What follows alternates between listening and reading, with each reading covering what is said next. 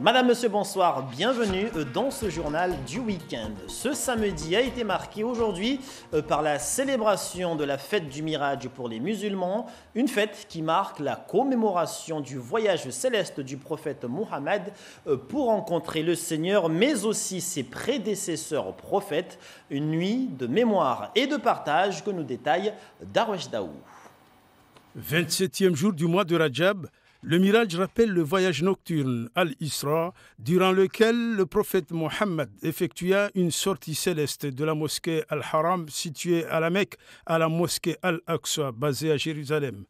Ce grand événement se produisit pour réconforter le prophète et pour raffermir sa volonté et sa détermination dans son statut de guide des croyants. Ce voyage nocturne est ainsi l'ascension de Mohammed pour rencontrer Allah l'Éternel et recevoir les exigences divines en matière de soumission. Exemple, Dieu lui signifia les 5 prières quotidiennes pour arracher le croyant de l'insouciance et de la cupidité. Il est de tradition dans plusieurs pays musulmans où les fidèles partagent un repas commun. Jour de Miraj, jour de jeûne, et à l'occasion de la rupture de ce dernier, nous vous diffuserons dans notre édition de demain soir le grand repas qui a été organisé ce soir au désormais célèbre carrefour Ngwezi à Chirongi. On poursuit ce journal avec cette réunion de la réconciliation à Tsingoni, intersyndicale, collectif et élus, tous réunis autour d'une même table pour enterrer la hache de guerre, mais surtout pour préparer la réunion du 19 avril prochain à Paris. Plus de 3 heures de discussion où chacun a pu dire ce qu'il avait au fond de lui. À la fin, main dans la main, élus et citoyens affichent une certaine volonté de faire front commun. À Tsingoni, Kalatoumi Abdilhadi, Assad Razafidzen. Élus d'un côté et intersyndical et collectif d'un autre, même si chacun est de son côté, mais ils sont là autour d'une même table. Chez les maires, seul Anchi Abamana a fait le déplacement, à l'instar des 8 conseillers départementaux. Cette rencontre, une initiative de l'intersyndical et du collectif, ils reconnaissent qu'il y a eu des tensions. C'était une leçon de vie. Il fallait qu'on passe par là pour que chacun comprenne qu'à Mayotte, on a trop eu tendance à ce que chacun de son côté se dise qu'il a été plus fort que l'autre. Cet épisode nous a permis de se rendre compte qu'il fallait à un moment que Mayotte soit menée et qu'à Mayotte on parle d'une même et seule voix pour la réussite de ce département. Donc on ne regrette rien de tout ce qui a été fait parce que ça nous a permis de réunir nos forces et d'aller de l'avant. Aller de l'avant, c'est donc parler d'une même voix. Seul bémol pour cette belle entente, la délégation d'élus composée du président du conseil départemental, du président de l'association des maires et des parlementaires que doit rencontrer le Premier ministre n'a pas assisté à la discussion. Pour Anchi Abamana, il est primordial de changer de méthode. Le 19 avril prochain, il est prévu qu'on rencontre les élus, que le Premier ministre rencontre les élus. Il aurait été souhaitable qu'il y ait une réunion préalable qui regroupe cette délégation pour se mettre d'accord de la conduite à tenir par rapport à cette rencontre.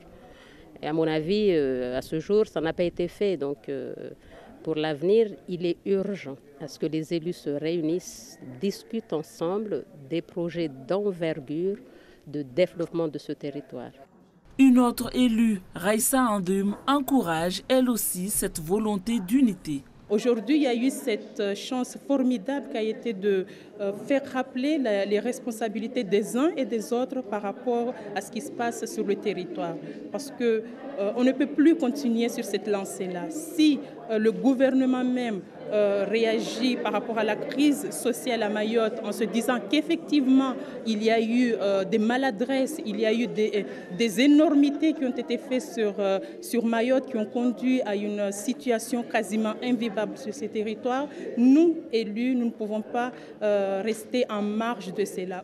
Volonté d'unité et maladresse, élus et citoyens cherchent un moyen de renouer le dialogue pour retrouver une confiance perdue depuis longtemps.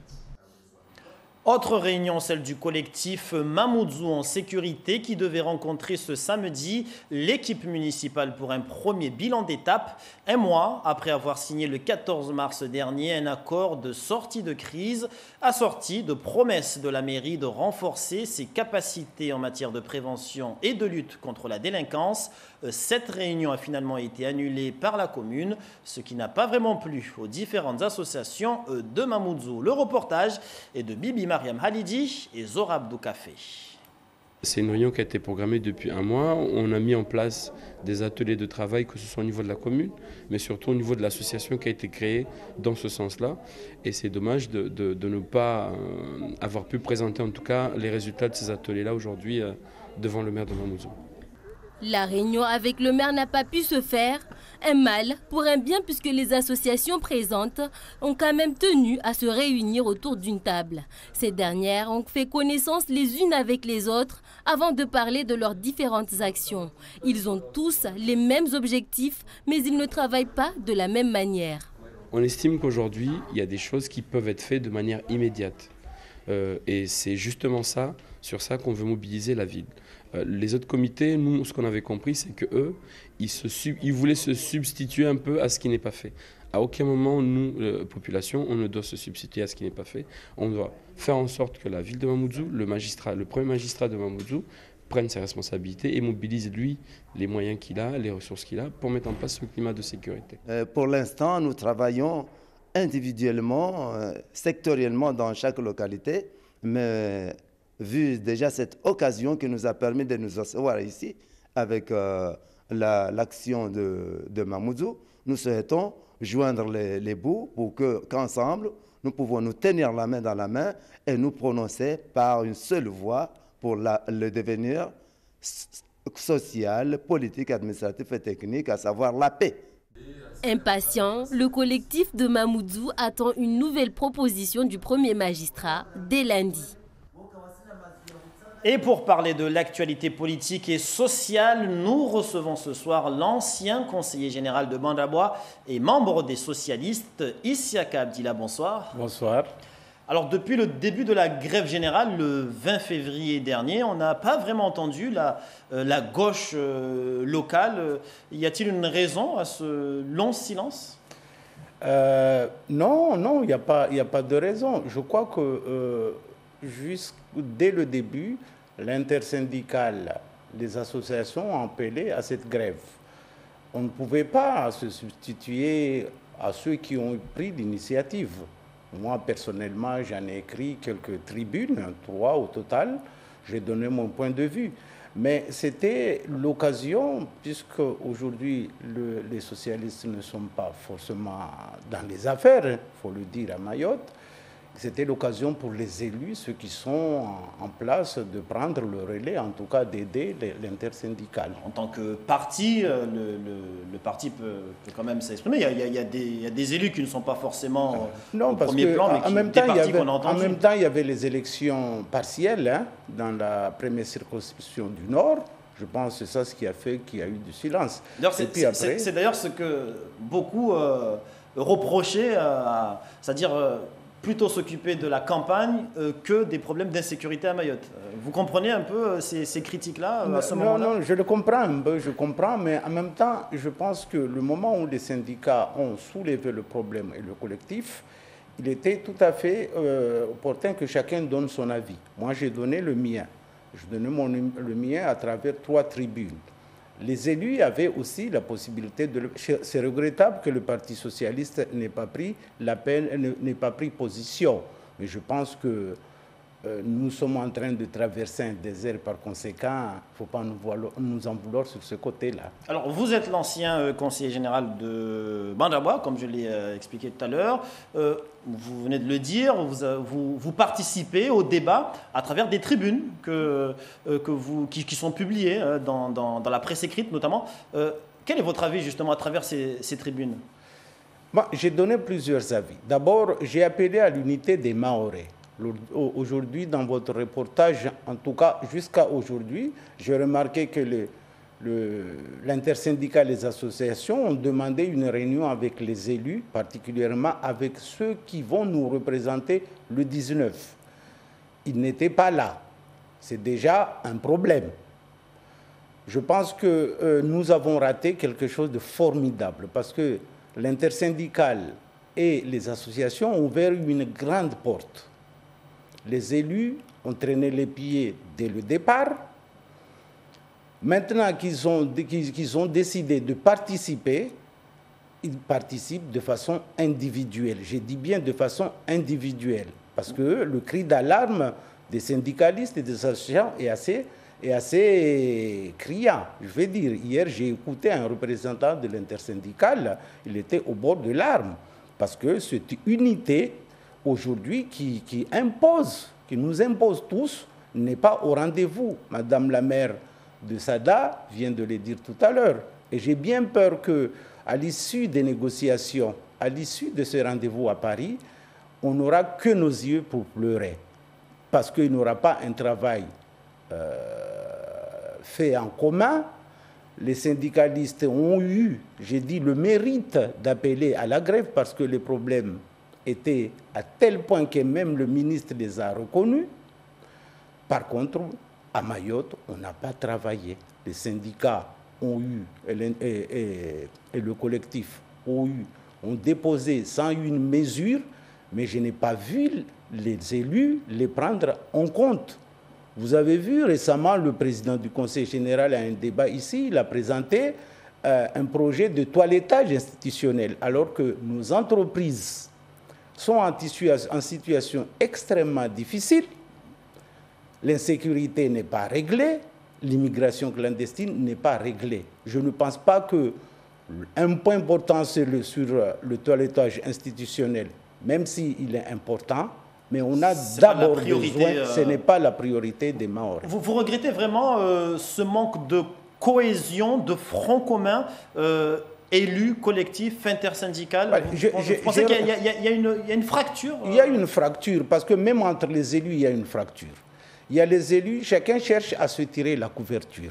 Mais la couverture est déchirée. La couverture est déchirée. Les entreprises sont en difficulté, les Mahorais paniquent, demandent un peu plus de sécurité. Et chaque élu, chaque représentant a envie de se tirer la couverture. Mais cette couverture est déchirée. Il aurait fallu la coudre ensemble pour qu'on ait un tissu identique. Mais aujourd'hui, on va à Paris, on va rencontrer le Premier ministre. Pour dire quoi? Pour dire quoi? J'ai bien peur qu'au lendemain de cette rencontre, on se dira tous, tout ça pour ça, après 45 jours de mouvement. Merci Issaq Abdillah d'avoir accepté de répondre à nos questions. On se retrouvera tout à l'heure pour la version en mahorais. Du foot pour terminer avec le capitaine de l'OM Dimitri Payet qui a encore démontré ce jeudi en Coupe d'Europe ses talents de buteur et de passeur en réalisant une belle prestation en quart de finale au Vélodrome. Et aujourd'hui à La Réunion, son île natale, la population est avec lui et espère voir l'enfant du pays sélectionné en équipe de France et participer à la prochaine Coupe du Monde. Géraldine Blandin, Aurélie Constant. Ce matin, François a sorti son plus beau maillot, celui aux couleurs de l'Olympique de Marseille. Jeudi, il a regardé le match de son équipe contre Leipzig et a apprécié particulièrement la prestation d'un des joueurs. Notre Dimitri, ouais, il est formidable. Ah oui, pour moi, il est dans le top 10 des meilleurs joueurs du monde. Hein. Il n'y a pas photo. Ouais. Donc il mérite sa place pour le mondial, là? Ah, il mérite sa place. Bon, après, je ne suis pas sélectionneur. Il y a beaucoup de bons joueurs français, mais enfin, j'espère que M. Deschamps, notre bon Didier Deschamps, qui était à l'OM, pensera à Didier quand même. À Dimitri, pardon. Plus discret, mais tout aussi fan de l'OM, Joe espère aussi la sélection de Dimitri Payet en équipe de France. C'est vrai qu'il apporterait quelque chose à l'équipe de France qui manque un petit peu sur le jeu français, un peu les coups de pied d'arrêté, les coups francs, même dans les actions individuelles où il peut faire la différence à tout moment. Oui, Deschamps devrait le sélectionner au moins pour sa qualité personnelle. Impliqué sur 4 des 5 buts de l'OM jeudi soir, Dimitri Payet a mis tout le monde d'accord sur ses performances et même les supporters du PSG. Moi, je voudrais bien que Didier Deschamps le prenne dans l'équipe de France, parce que c'est rayonné, on est fan de lui, c'est un bon footballeur. S'il continue comme le match dernièrement, oui, qu'il mérite? Ah oui, il a mérité. Ce match a peut-être permis le retour de Dimitri Payet en équipe de France. S'il est sélectionné, il sera le premier Réunionnais à participer à une phase finale d'une Coupe du Monde. Alors, si les supporters du PSG souhaitent qu'il soit sélectionné, alors qu'il le soit. Voilà qui met un terme à cette édition. Merci de nous avoir suivis. Je vous donne rendez-vous tout de suite après le journal. Pour le journal en maoré. À tout à l'heure.